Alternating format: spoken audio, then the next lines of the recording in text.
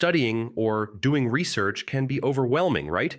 Yeah, ChatGPT can actually make it faster and easier. In this guide, I'll show you how to use ChatGPT for study and research in 2026.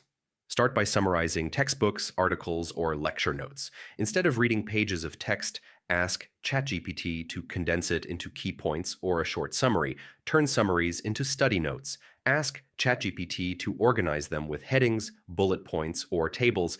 This makes revision faster and more structured. Use ChatGPT to generate practice questions or quizzes based on your study material. It can make multiple choice, short answer, or essay questions for effective review. ChatGPT can explain complex topics in simple terms. Ask it to give examples or analogies to help you understand better. When writing essays or reports, ask ChatGPT to create an outline first. This saves time planning and ensures your work is organized and logical. ChatGPT can help with quick research by summarizing information from multiple sources. Always verify critical facts, but it's great for getting a head start.